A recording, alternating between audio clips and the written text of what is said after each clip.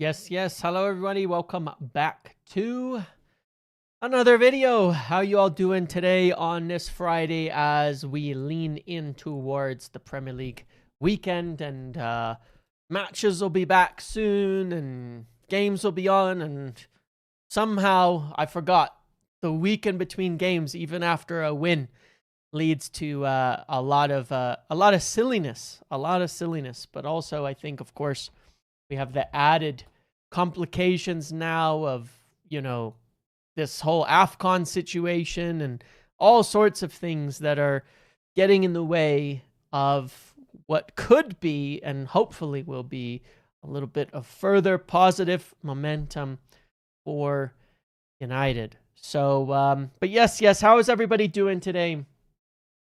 How are you all doing today? There's a few things I want to talk about for sure. I want to talk about Paul Scholes and his comments because I think it's really worth discussing in a few different ways. All right. I think that, there's a few things about it. Second, I very much want to talk about United's financials because I said yesterday on Twitter, I posted last night that I'm kind of regretting that I didn't do a whole financial breakdown because I feel as though if I don't do it and nobody's doing it, then the whole area just gets filled with bullshit and people get confused and so much false information gets spread. It really bothers me. It bothers me to no end, the amount of false information that is spread about United that obviously leads to so much by way of misunderstanding, by way of people then being completely confused about what is actually going on. And it's no wonder the United space is so toxic.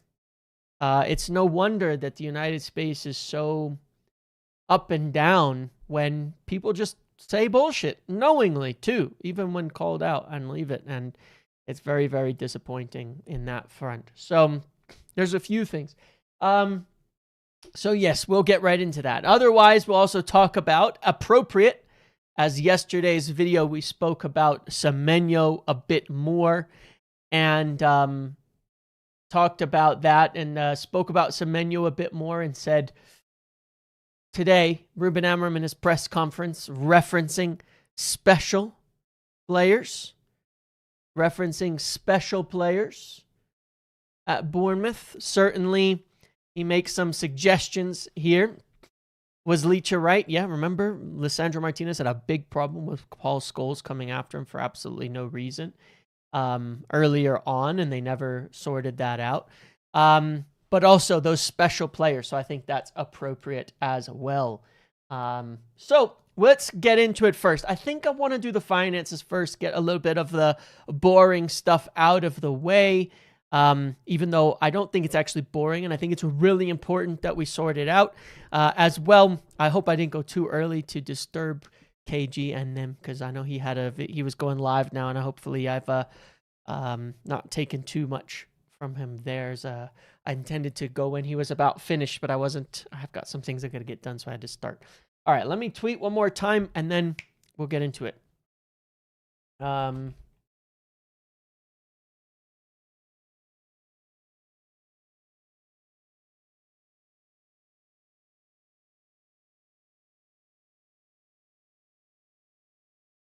All right. I think the finances are important because I think that, it's even to buy players and things, you have to understand to a degree the finances, and understanding what United can do. You have to understand the finances and all of that. But let's see. And look, I'm going to give you a balanced take when we get to the Scholes section as well. But let's talk about the finances. Let's start there because I'm pissed off about this. I really am. It really bothers me, these things. And look, I've said many times, it's unbelievable. It's unbelievable how much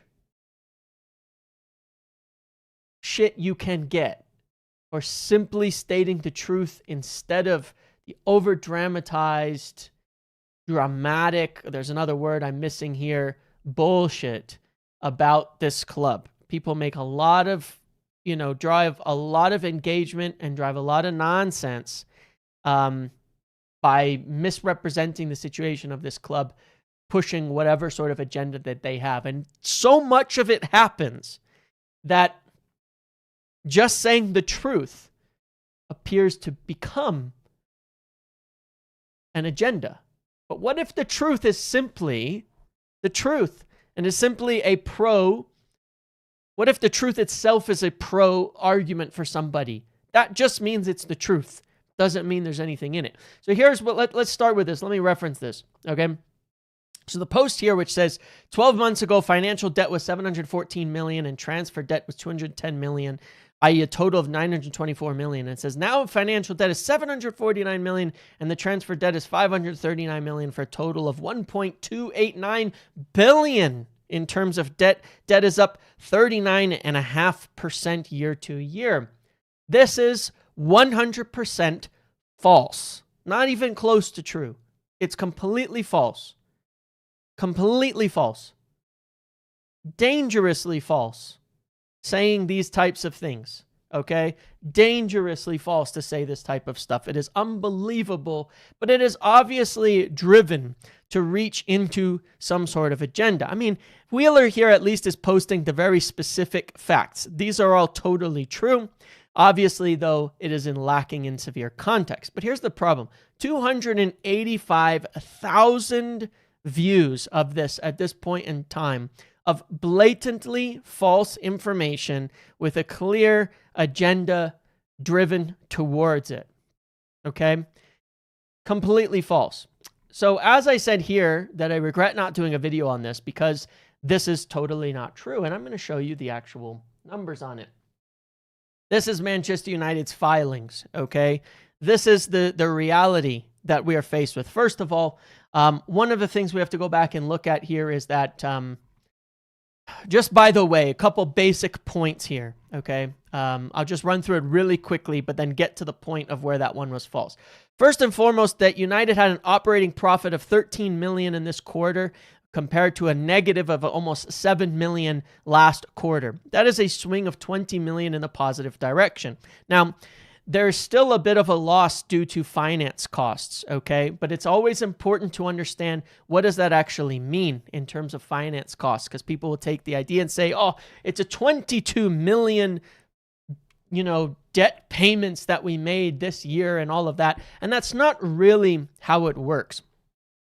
There are big swings in the way that the club, the way that the money works, the way that the debt is held. There are these huge swings due to it being a publicly listed company in the United States versus the UK. The swings in dollar versus pound and the nonsense that we do over here in the States affects you, and the nonsense you do over there affects us, okay? And that all goes sort of hand in hand.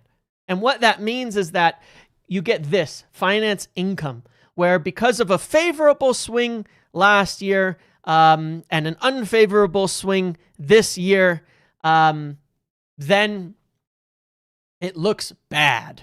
It looks bad. It looks like, oh my God, but you look at the numbers and they're exactly the same, 3 million difference, but it results in a 20-something million swing there. And that is just the dollar versus the pound changing. It actually has no real impact on reality of what happened. They'll swing back, they'll swing one way, it'll swing the other, and it will change.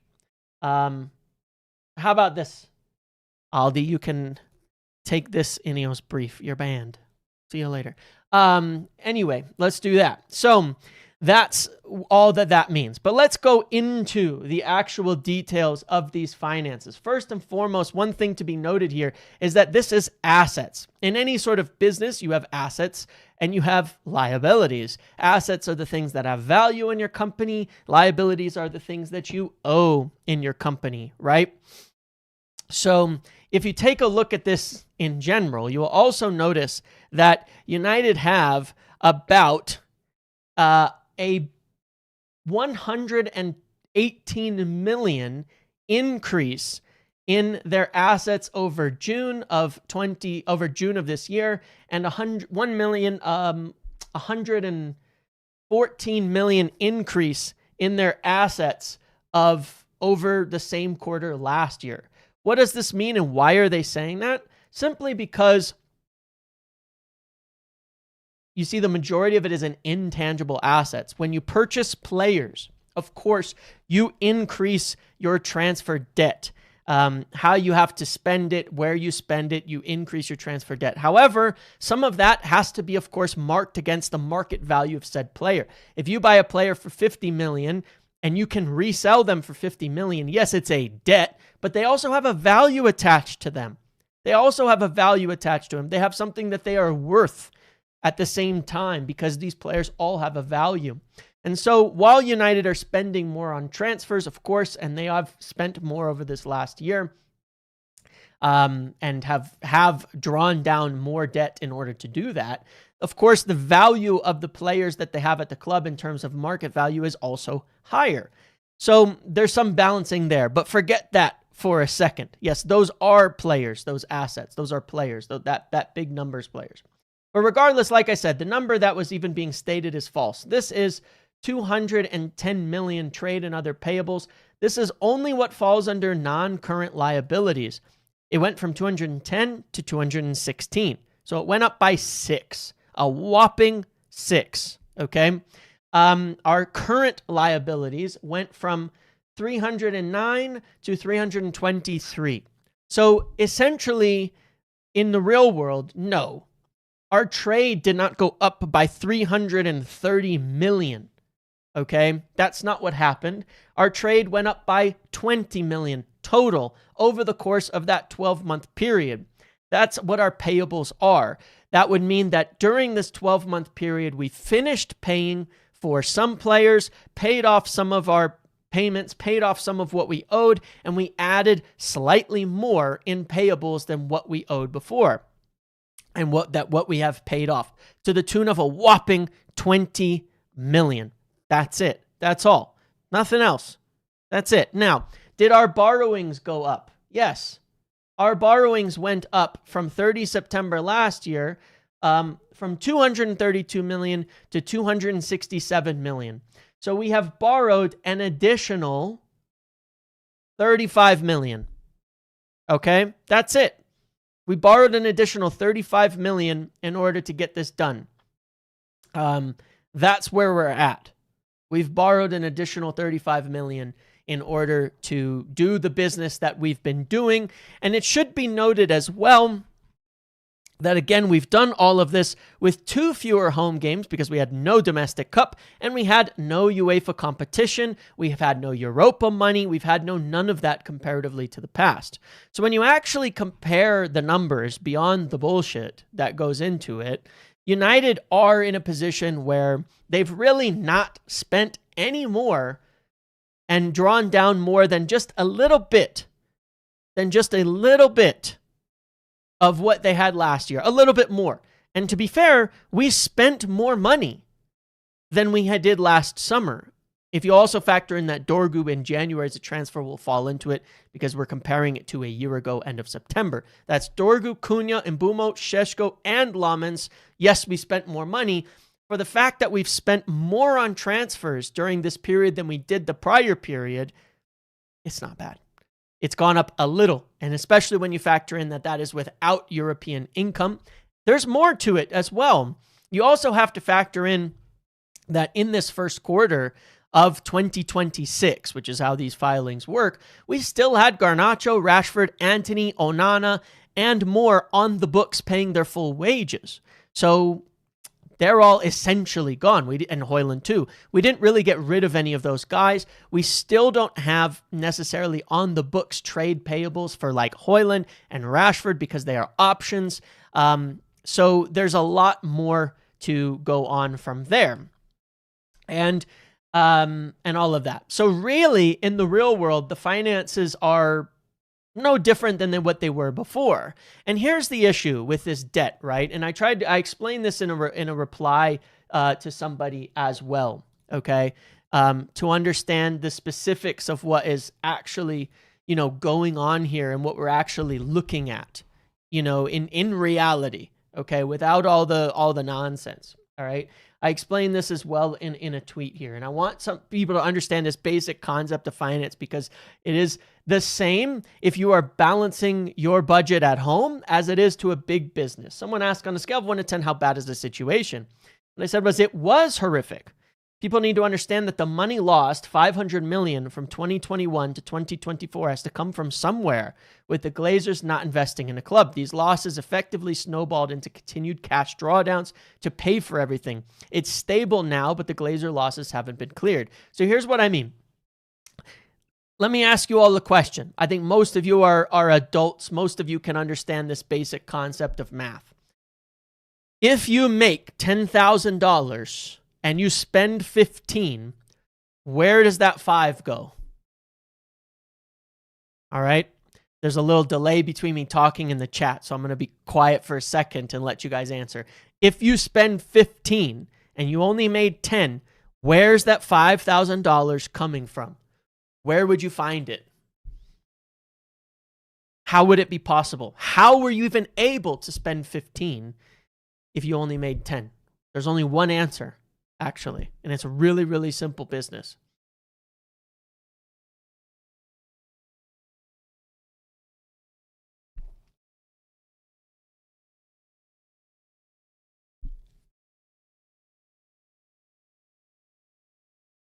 I'm asking you guys, so yeah. Credit. Borrow. Yeah, future income, sure. That's also borrowing, right? Borrowing against future income, debt, loans. Will cetera, United right? be looking to sell Bruno in the summer to change the dynamic of Bruno Ball? Or are we going to leave it to him again? It's up in the air. It's up in the air. It's really up in the air right now. Bruno's future is very, very much up in the air at the moment. They might. A lot of it's still going to depend on him. So it's debt. It's credit. It's borrowing. There's no other answer. You can't make money appear out of thin air. So from 2020 through 2024, prior to Ineos's involvement, United as an institution lost over 500 million pounds. Okay?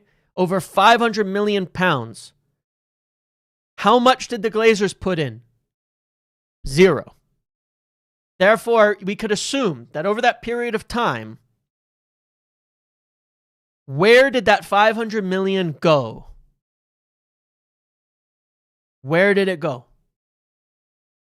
The credit line, the revolving debt, which is presently, and here, this is really simple math actually, which is presently sitting at around 270 million drawdown. Now, not all of it was right away because you're making transfer deals that you can't afford that you're going to pay over time. Okay? Then, Sir Jim put 250 million or 300 million into the club. Right? So when people say that Ineos have not paid the debt, they fucking have paid the debt. That's the truth of it. If you can understand basic math, if Ineos had not paid any debt down, we would have a credit line that is over 500 million right now. That drawdown. It would be significantly higher even. That's the crazy part. Okay? So our debt would be even more, even bigger, even greater, unfortunately, if they had not paid a significant amount of debt down. Now, when you put money into the business, you don't track where did this $1 go because it's not being monitored by dollar bills, right? You put 300 million in, you have to spend 500 million. Okay, it doesn't matter. There's no difference between not having to use more debt because you got a cash influx and paying debt down. They're actually the same thing. Because essentially, United would have had to draw another 200 to 250 million down should that money not have come in from Sir Jim Ratcliffe. So they have paid the debt. They've paid half of our revolving debt down by the investment coming in from Ineos, as well as, of course, the 50 million that went to Carrington. That's the truth. Okay? We would be 250 million more in debt without that money. Therefore, they have covered 250 million of debt because the club lost 500 million plus. Now, in the last year or so, Glazers do not care about the debt. Have a think how much sponsors pay per year to have their brand associated. Banks are no different. If we pay 60 meters debt a year, the bank's likely pay the Glazers 60 with all of to that. brand associate. Agreed with all of that. Glazers do not care about the debt. They have to think how much sponsors pay per year. Yeah, they don't care. They don't care. They really don't care at all. It means nothing to them, right? So what is left is half of the debt that the Glazers accumulated through mismanagement from 2020 to 2024, 2025. And of course, the big chunk of the Glazers' original debt for purchasing the club, which we should never expect Ineos to clear as long as they're minority partners. It's never going to happen. So now we have a question. Okay, now we have a question, which is at the moment, okay, we have this 250 million in debt remaining. That is not necessarily the Glazer debt, but is the operational debt that was accumulated through the club not running and losing money over the period of a course of years. We can say, all right, well, they should come in and clear the debt off. Well, the Glazers aren't going to do it. There's really no benefit to Ineos doing it either to clear more of the debt off, because you really only have two ways of clearing the debt. Let's say United make 50 million in profit this coming year because the books are balanced, they get back into Europe, and then they have 50 million in profit. What should they do with that 50 million? Please, I beg fans to say, pay the debt off with that 50 million. Of course not. Where should that 50 million go? It should go into investing it back into the club, really. Because all paying 50 million of debt off at that point of time is going to do is mean we'll pay a little less interest per year. That's it. Whereas 50 million towards players, 50 million towards building the squad continues to raise the level, which will also increase revenues and things like that. It's by players, right? That's what everybody would want, because that's going to have the most material effect on the club's future, on the club's growth, on the club getting where it needs to be in the future, and the club, building the wages back up to where they're supposed to be and all of that. Now, the math, when you start to talk about how that's spent, like you're mentioning there, Gregory, like it might be held in cash and things like that. It's fine. But in theory, that's it. Otherwise, you're saying go put 250 million in and pay off that debt. But why would they do that? Because there's a question you have too. Why would the owners want to put 250 million in to clear off a credit line when they'd rather put 250 million towards the stadium project that has future revenue associated with it? Right? So in essence, the reality here on the finances, and I've gone 23 minutes already on it, and I've enjoyed it very much on this sort of rant here, is that, yeah, we have this debt, we have to sort it out, but it is stable, it is viable, and it is what it is. It's not really getting worse. As long as United get back in Europe, not only can they manage all of this, but they can increase the spending to a level of further viability. But there's just a lot of false information. Debt's been paid. Some of it. If the Glazers would sell another portion to Ineos where they would leave the money in the club, then the rest of the debt will get paid as well. That's the truth. So when Sir Jim said, which was highly, highly disputed incorrectly, 50 profit should replace cash off. Yeah, and that would be not a bad idea, Gregory. That's a good point. It can offset the, it can be, there's a word for it, I'm forgetting now. Doesn't matter. But like you say, it can offset interest. It can also offset, it can be hedged as well. It could be put into the US dollar to hedge against these wild swings on interest on finance costs and shit like that too. But yeah, if they sold more, then they could put more in. If that 300 million had not gone in, United would be in 500 million debt and would be operationally driving even further into a hole. So yeah, there's part of it. There is part of it. So that's it on the finances. They're not that bad. So now let's move on to Paul Scholes. All right, because I put in the title Scholes naive, and I think he is. I think he's being very, very naive about the situation. But let's read through. Let's read through the actual quotes themselves. Okay. Let's read through the actual quotes themselves. It says, I don't think the manager gets this club full stop. I just don't think he's the right man. Man United about risk and entertainment more than anything. Having fans on the edge of their seats, ready to go. Shots on goal. Well, we lead the league in shots on goal, by the way. Bits of skill. There's nothing there. That's from the club. We talk about this as a different club. They've got Omar Barada. They've got Jason Wilcox, who are probably brilliant at their job, brilliant at what they do. They're not Man United. They don't have a clue what it's like to buy a Manchester United player, to bring a Manchester United manager in. If you go to Sporting Lisbon and watch, they play 3 at the back. Right away, that's no. Man United never do that. Not true. They can't do that. Not true.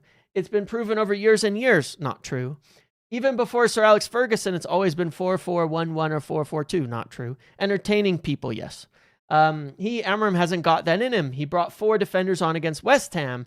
If we went 1-0 up, the manager always said 2, 3, 4. I remember once, I think we were playing Chelsea. We went 1-0 up and we sat back a little. Now Chelsea were a good team. The manager went absolutely nuts after the game. That doesn't happen here. When you score 1, you go for 2, you go for the throat every single time. I just don't think he gets that. So look, here's my point on this. To a large degree, he's correct. Aside from all the things he's wrong on. The actual general gist of what he says is correct, right? And actually, of course, he would know and he would understand, and I would completely agree. I mean, he's completely wrong about the idea that United have never played 3 at the back previously, because that's not true. He's wrong in the sense that 3 at the back, 4 at the back, it doesn't fucking matter. The formation, all of those things are somewhat meaningless. You know, going back to 4-4-2 is pointless. It has nothing to do with anything. The other thing that he's wrong about that makes no sense, that to me is just word salad, is they've got Jason Wilcox, who are probably brilliant at their job, but they're not Man United. What does that mean? Where did Busby come from again? Was he Man United? Where did he come from? Where have some of our greatest players come from? Were they Man United? What does that mean? What does that mean? They're not Man United. It's word salad. It's word vomit. It means nothing. It has no actual meaning behind it. It has nothing in terms of real value behind it. Okay? Because it doesn't say anything. It says they don't have a clue what it's like to buy a Manchester United player. What does that mean? What is a Manchester United player? What is a Manchester United player? Is Mbeumo not a Manchester United player? Why? I see him wearing the Manchester United kit. I see him wearing the badge. I see him scoring goals for Manchester United. What makes him not a Manchester United player? What makes him not a Manchester United player? What makes Lisandro Martinez not a Manchester United player? He wasn't even purchased by these guys. But what makes these guys not a Manchester United player? Why? What does it mean? They don't know what it means to buy a Manchester United player. What does that mean? Actually, it's word vomit. It's just word vomit. Okay? It doesn't actually have any reality at all. There's nothing there to be understood. There's nothing there. Does it mean we need only English players? So is Mason Mount a Manchester United player, but Mbeumo isn't? Like, where does this come from? I don't know, because it's not explained. Yeah, Scholes had it in for every manager except Ole, for sure. You know, like, oh, I don't know. But fair enough to all of that. A lot of that doesn't make any sense at all. Okay, a lot of that doesn't make any sense at all. But here's the part where I do think Scholes is right, but I think he's naive, because I understand the point. Okay, I understand the point. The point is Manchester United's values should always be about attacking football, should always be about, you know, correctly stated, edge of your seat, go for it, attack, go. Beat the shit out of opponents, play a brand of football that's entertaining. We've talked about this in the past. I mean, even Sir Jim has talked about this in the past, about deciding what style of play United should have. Is it more of the pass City type of way? Is it more, attack fast football like Jurgen Klopp and Liverpool? Unfortunately, yes, they have the same DNA in respect largely in that way. In all of those statements, he is ultimately very correct. That is how United should play. That is how United want to play. That is how United need to play. But it's also very, very idealistic. Because as I shared and talked about in the video the other day, that's not where we are anymore. I watched a video from Stephen Howson replying to this. Stephen Howson on this and kind of going through his points on it. And I think he made some of these agreeable sort of points, which is that, hang on a second, you came in to United 7 years into Sir Alex's tenure to get your breakthrough, to be brought into the side. You came in 7 years, and there was tons of players who Sir Alex brought in that were gone by the time you got there, that had moved on. Lots of youth players that came in that got moved on by Sir Alex as well before you came in there. You were 7 years into a manager project, 7 years into an established environment in a very, very different world to the environment we have today. We are 14 years deep into failure. What we want and where we want to be at an ideal level is not necessarily possible today.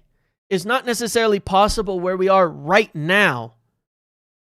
That's the naivety of it, right? And we've talked about this before. The thing with the United manager and the United job and the United team is you don't just have to win as the United job.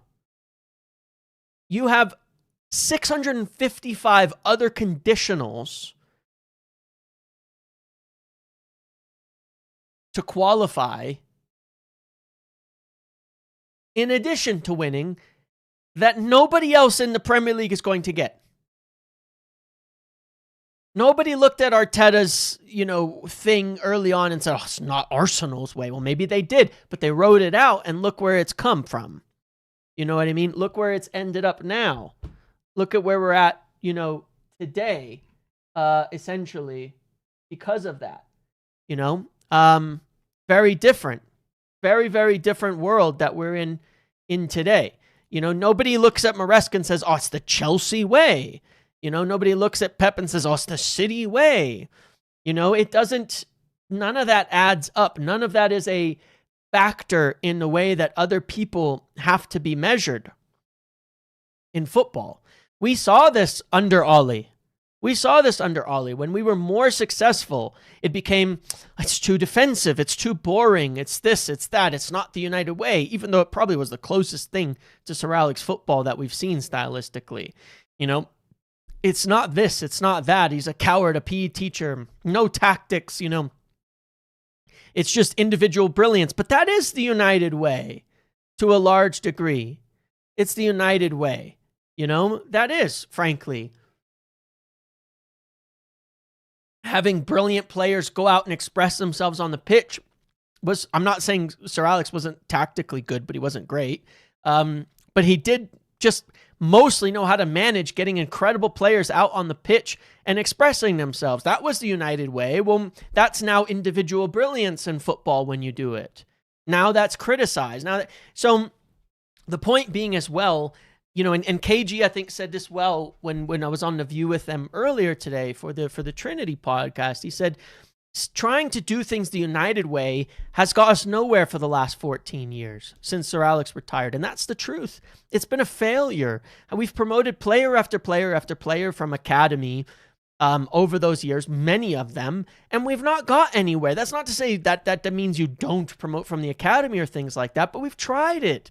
We've tried so many things. We've tried holding on to the past and saying, well, we got to stick with the past, stick with the past, stick with the past, stick with the past. And instead, it's killed us. We're not there anymore. We played a 4 at the back with dynamic, express yourself football. We ended up in 13th and 14th position. That's where we're at. That's where we're at. It is what it is. I understand it. But we need to win first. And yes, we should aim to win in a manner that is attacking, that is successful. But Sir Alex famously, even incorrectly, by the way, because I don't actually agree with him, Sir Alex himself said defense wins titles.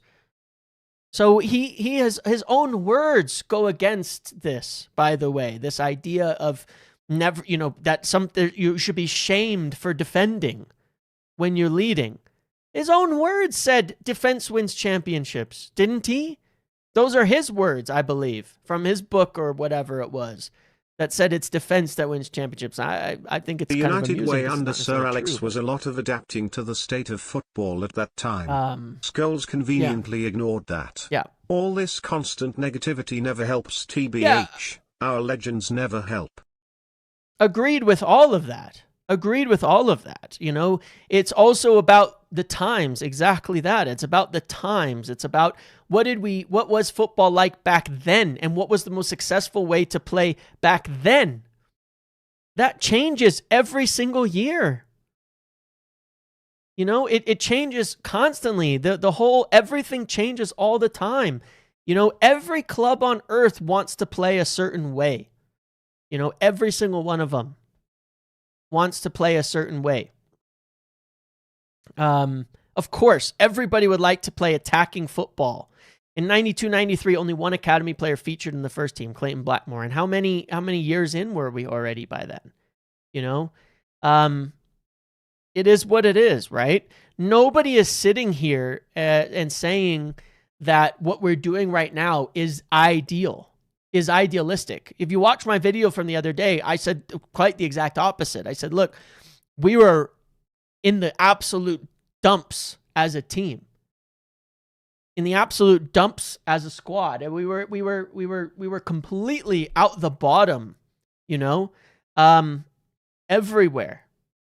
And why do people expect a team that finished 16th to now qualify for Europe? It's unrealistic. We needed to rid the nepotism. We are doing that. We were 15th. We were 15th in the league, right? We are winning more games, more points, and losing fewer right now with a degree of pragmatism. For sure. It's not the ideal way, but we have to get back up to a level of pragmatism and utilize that to get back where we can start winning. We can get more points, and then we can take that next evolution into, being more entertaining, the flair, the attack, the step on teams' necks type of football. We can't do it. We're literally incapable. There's no tactics that's going to change that. We tried the basketball. Under Ten Hag, in that second season and into the third one, it was up and down and up and down and back and forth. Why are we bringing this extra pressure right now? We are at the cusp of top 4. Yeah. Results are decent. This is bang out of order. Yeah, the timing. The timing is nothing short of just stupid as well. It's not that bad right now. It's the wrong time. Support the team, support the club, help them, push them. But the point is, we did do this. Under Ten Hag, we played, let's just go for it football. We're just going to attack with full speed, full pace. What did it get us? Conceding more shots than Derby County in the Premier League. Injuries. We had no squad left by the end of the season. And then it got worse, and then it got worse, and then it got worse. That's what it got us. We tried it. Did it work? It was high flying. It wasn't slow. It was fast, transition-based, full attacking football, and it didn't work. We don't have the team to win that way. We just don't. You cannot create it overnight, and no tactics are going to make United suddenly able to be the most attacking team in football. Now, I understand the concept of intent. I understand the concept of intent of saying, well, you should at least want to do that. You should at least try to do that. I understand the criticism over 4 defensive subs against West Ham, but let's harken back and say for one moment, We subbed the only senior forward we had on the bench on as well. We don't have the squad to do this. We don't have the way to do this. We don't have the ability to win games like that. We just can't. So we can sit there and say, we want. But let's face the reality. We can't. We cannot. Didn't Postecoglou get sacked for that too? Isn't that why everybody makes fun of Postecoglou? Because he said with Spurs, I'm going to do it my way. Attack. And what happened? They were worse and worse. And then he went to Forest and tried to do the same thing at a team that historically, their DNA over the last few years has been to sit deep and defend. And look what happened to him at Forest. It got worse and worse, and they swapped him out for Sean Dyche, and now they're doing pretty well. Or better. It just does. You can't just force this shit. It doesn't happen just because you want it to. You don't have Paul Scholes. You don't have David Beckham. You don't have Cantona. You don't have these guys. You don't have them. They're not there. I'm not taking it out of context. They're silly statements.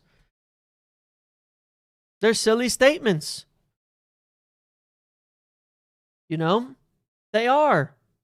And no, it's not being obtuse, and he's not clearly not Manchester United quality. He says, that's from the club. We talk about this as a different club. They've got Omar Baradov, they've got Jason Wilcox, who are probably brilliant at their job.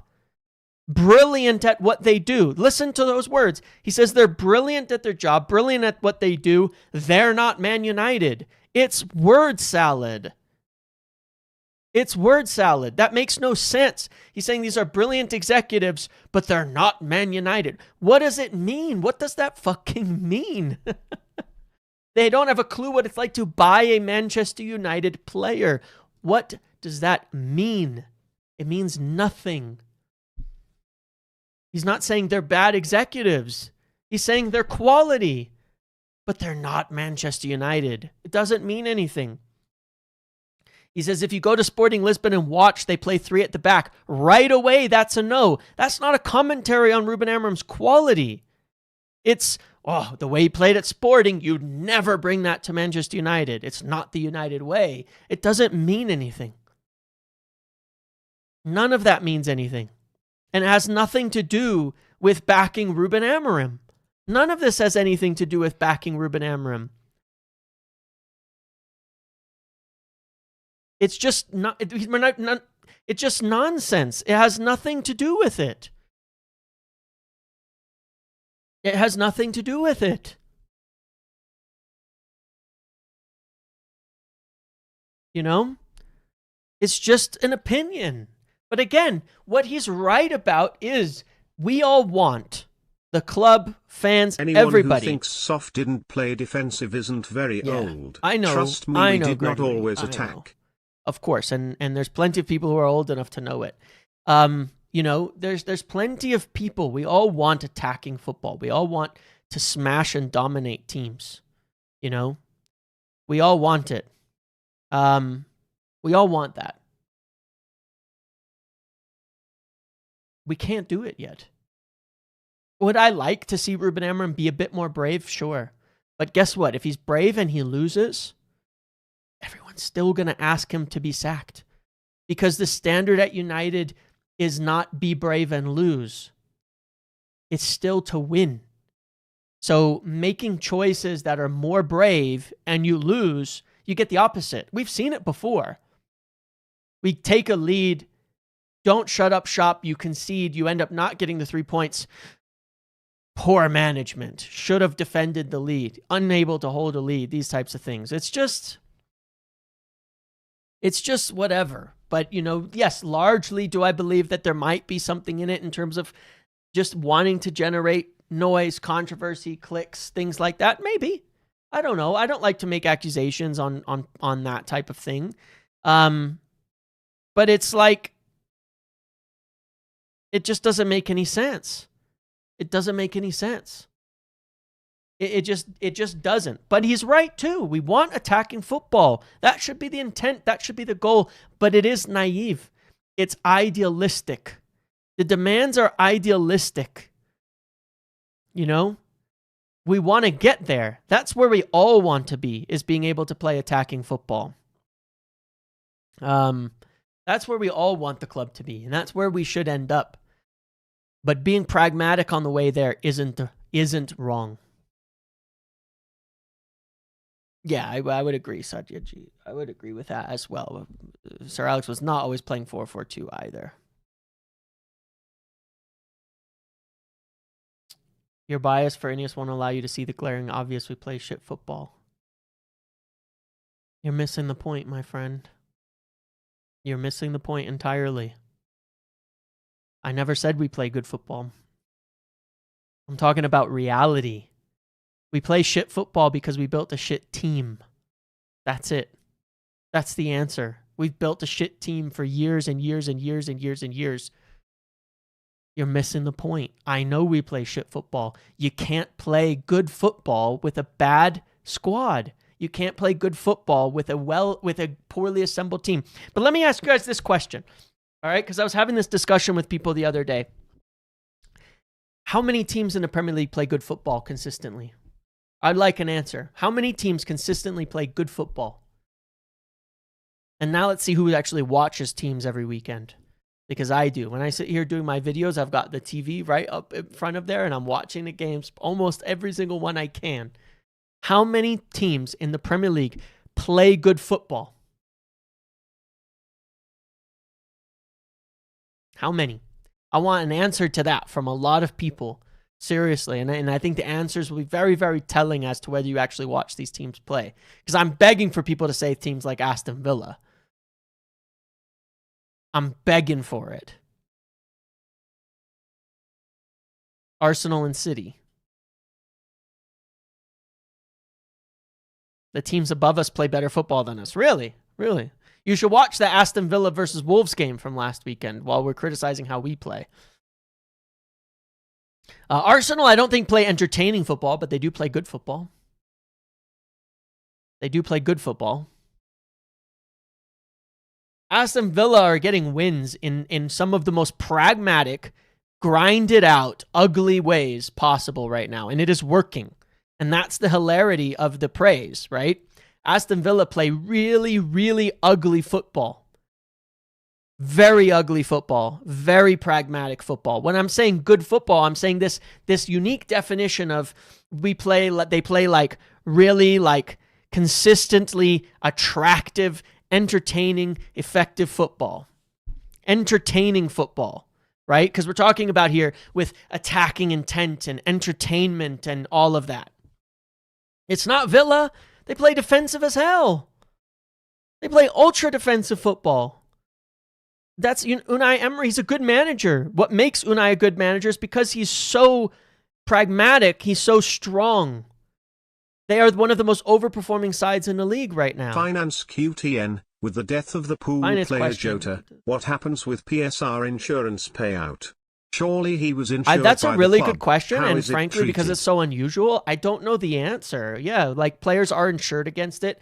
It depends on policy, but I would imagine it might be a situation where, they cover the whatever is owed to the on the contract and things like that. It's wild to think about how those things affect football, but crazy. You know what I mean? But yeah, those things probably really cover. No, but City play dominating, attacking football at least. I mean, is it entertaining? Necessarily, no. I don't like the Arsenal City style of football, but you have to say they play well. That's sort of my point. Is like they put together consistent performances week in and week out where they have control, where they have territory, where they look like a threat, where they're creating chances consistently. All of that, right? I think the only two teams that actually play good, consistent football, forget the subjective part of it. I'm talking about, control. I'm talking about dominating territory consistently week in and week out, creating chances, not conceding too many goals the other way, even if it's not entertaining, is probably City and Arsenal. Everyone else is unbelievably inconsistent. We have the same points as Chelsea, who have lost to Leeds and other teams, and they play awful football at times and sometimes good football, right? Nobody plays good football. frankly. Very, very, very, very few teams play good football. Liverpool, their football's gone to shit since Slot's come in. It's got worse and worse and worse.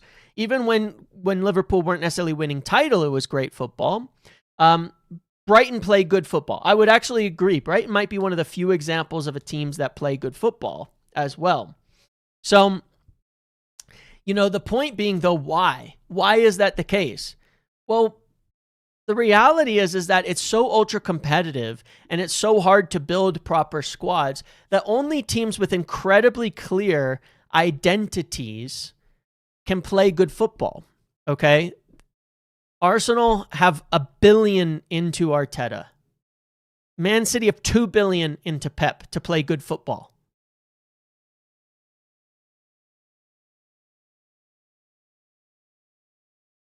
They have the squads built consistently to play a certain way of football, right? Brighton probably are pretty decent, but they can change managers every year because they've consistently recruited a certain type of football. And I say Brighton play good football because relative to their budget, they're pretty successful, right? And it tends to be fairly consistent, because they recruit a very regular standard style of play. So someone can sit here and say, the point I was responding to is someone says, you're not getting it. You have a bias for Ineos and this and that. We play shit football. Right. Teams with most peak age players, more consistent. Correct, too. More peak age. If you have a ton of young players, you're going to be inconsistent. If you have old players, you're going to be inconsistent. If you have a lot of prime age players who've been there for a few years, you're going to play very consistent as well. Those are totally correct factors in this. But that's kind of the point here is that, yeah, we don't play great football. I don't expect us to. That's where we want to be. But the only teams that play good football, great football, pretty football, consistent football, the teams that have $1 billion into their squad under one manager with consistency. And I don't even care about the manager aspect. They have $1 billion or more into the actual squad. They have $1 billion or more into a defined, linear squad building concept and idea. That's what they've got. That's what they've done. And that is what allows them to play good football. PSG under Enrique, they played bad football when they were building their squad really, really poorly. Then they dumped a bunch of top talent and they started buying for a very specific concept and idea that all aligned. And they've spent only $1 billion to start playing really, really good football. And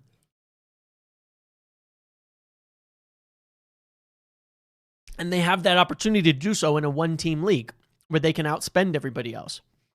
The more competitive the league is, the harder it is, man. So, it's like, we know, man. I know. I'm not stupid. I know we don't play good football. Never do I say every single week, we play really good football. But what we do is create chances. We get shots on target. We're creating attacking opportunities, and we're sacrificing some stability and control for it because we still rush, we still go fast, we still do too much, Our ex-players are so jarring. The club is trying to turn things around and all they do is shit on the club, players and managers. Suck toes, Scholes. Yeah, it is jarring. It's like, what benefit does this have? After we already know that the players take a tough go of it from ex-players coming in and making the comments that they make, So for me, playing good football, don't care who the manager is for playing good football. We need a top squad. Don't do it, nicest Doom. Don't do the chances for Dallo thing because I already disproved that the other day. That Dallo gets fewer chances than both Timber and Calafiori and all of City's fullbacks. Don't do it. It's not factual. It is non-factual. So look, it's like we need a squad, man. That's what I always go back to. Yeah, I don't think we play good football right now. I don't think we play great football today. I don't think it's possible. Do I think we can play great football? No. Rangnick didn't play great football. Jose didn't play great football. LVG didn't play great football. Moyes certainly didn't play great football. I don't think Ollie played great football personally. I think people remember the highs, and there were some really good ones. There was a lot of games people used to lose their shit about how we couldn't break low blocks and play good football. Ten Hag certainly didn't play good football. We've gone through 8 managers trying to figure out who plays good football. They don't, because we've never built a squad that can play good football. When we build a squad that can play good football, we will play good football. And the manager won't stop us from playing good football. You know? That's the truth. That's the truth. What is the definition/traits of good football? What is the definition traits of good football? Yeah, that's going to be certainly subjective, right? That's certainly going to be subjective. I think what most people consider is they want to see us like run over teams that are worse than us, right? They want to see us in control of the game. They want to see us consistently creating back-to-back chances. They want to see us, pounding at the door until we score. They want to see us with good play, things like that. Now, I think there's a lot of variations within that, but that's what they want to see. I think the second half of Wolves was good football. For most people, I think they would consider it as good football. The first half wasn't actually that bad, but probably wasn't. But I think really it's just winning enough games. They want to see us be competitive. They want to see us not, they want to see, look, in the modern game, what I think people can define good football. They want to see press, possession, territory, chance creation, right? Because they don't want to see us be a team that doesn't have possession but wins games. Because we tried that and apparently that wasn't good enough.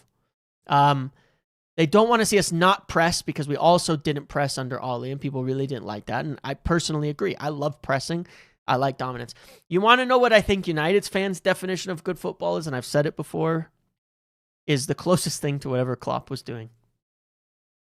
High press, attacking, fast football that creates lots of chances and smothers teams where you feel dominant physically in all aspects. But I would say that United's team used to be like that for the most part under Sir Alex, not always, but it was fast, it was attacking. But United also certainly didn't play low possession. They certainly looked dominant, and you certainly would also have a lot of individual moments of brilliance and things like that. You know what I mean? As well, letting a lot of talent shine, a lot of that one-on-one ability and things like that being able to see too. It's quite complicated. It's quite complicated, to be quite honest, because it is so subjective. But yes, scoring a lot of goals. They want to see us back up scoring 80, 90 goals a season and stuff. I think that's fair. I think that's what we should aim for. I think that's what we want to do. I think that's what we like to do. But for this season, people were booing Ollie. Do you not remember that? I think Ollie was the first manager I remember getting booed in the stadium by the end. Could be wrong on that. But I think he was. I remember him being the first manager in a long time.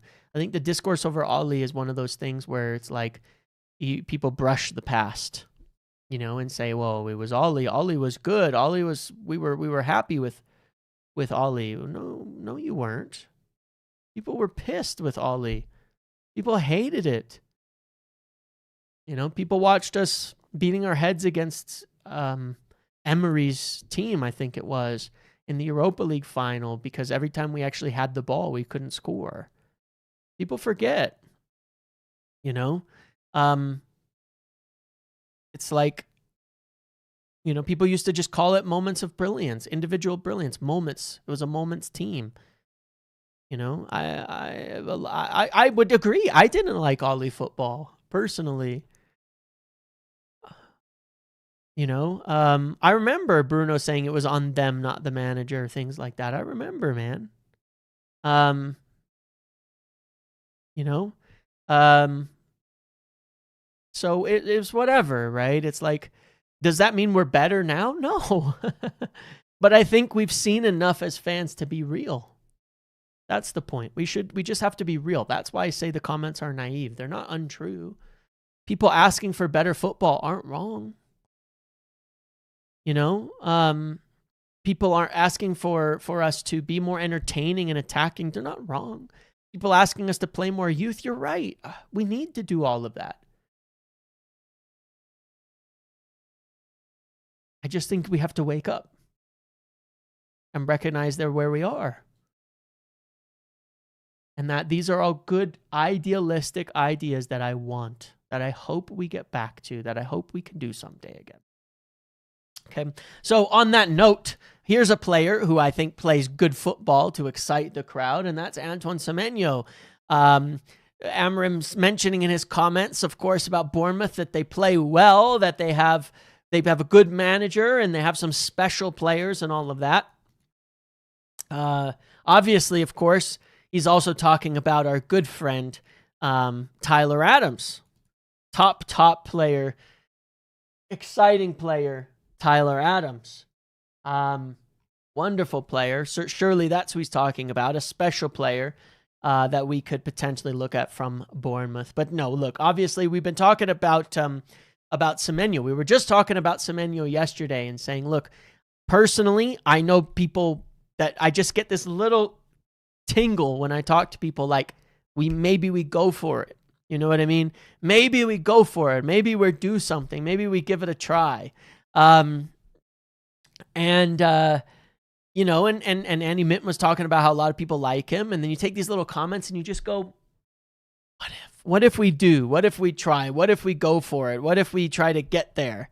What if we try to make something happen? Now, I do want to tell you something else. There are at least 2 other Bournemouth players. I don't think for January, but there are at least 2 other Bournemouth players that United have eyes on, that have at least watched a little bit. There are at least 2. But look, they're very, very keen on Semenyo. Very, very, very keen on Semenyo. And you look at it and you go, here's how I look at it. If Spurs can make a fucking move for Antoine Semenyo in January, then we have to be in that conversation. And I look at all of these things and I look at how we're talking about things and, I look at what we want. And the fact that we do really, really like Semenyo, and I feel like maybe we could make it happen. We'd be crazy to not give it a shot.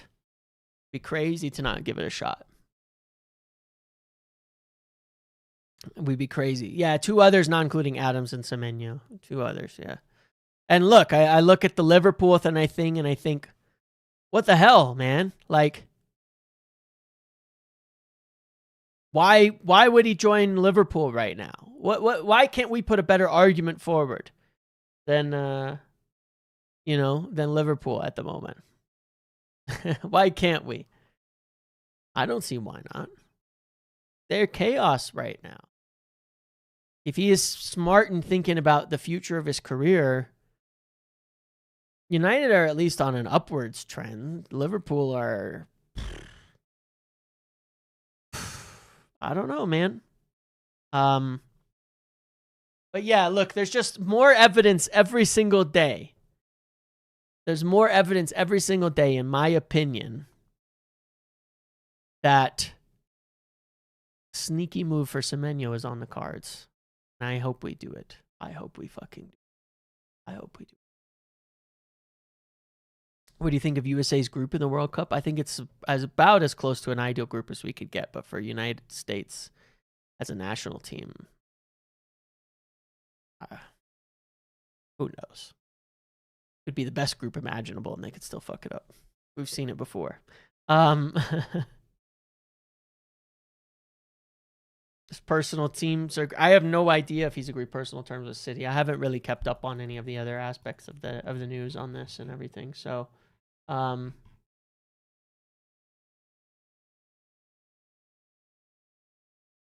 yeah, we'll see. But Yeah, it's just very interesting ahead of this game on Monday. The game is on Monday, so I'll be doing the votes and the team and all of that on Sunday. The squad and all that, because I want to do the votes and everything once we know. Is Mbumo, Mazraoui, Ahmad, are they going to be there? Because that could make it for a very dramatic discussion once we find that out, hopefully today or tomorrow. Okay. And that's it. That's all I wanted to cover today, guys. I really appreciate you all being here. I think it was a really fun discussion today. It was for me, a passionate discussion. I hope you found it interesting and kind of valuable, at least in the sense of, you get where I'm coming from. And I think it's important to look at things in a certain perspective. That's all. I enjoyed this conversation, though. I really did. And I hope you did as well, because it was a lot of fun for me.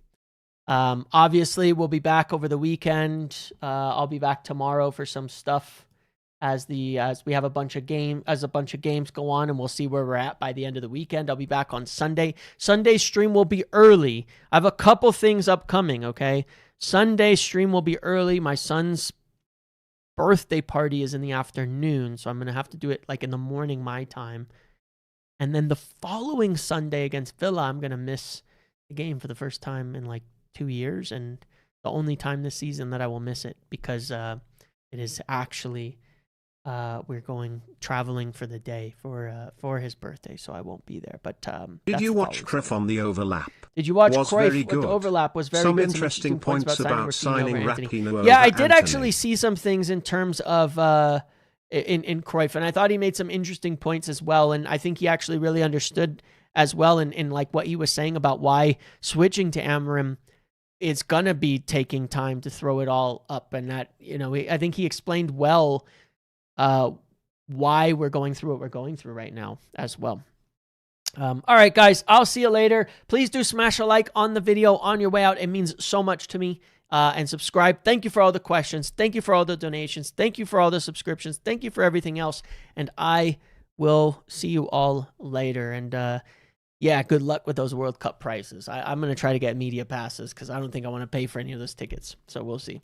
All right, everybody. Thank you. Enjoy the rest of your Friday. Enjoy your weekend if I don't see you. And otherwise, we'll be back tomorrow, Sunday, and Monday for the game. See you all later, everybody. Goodbye.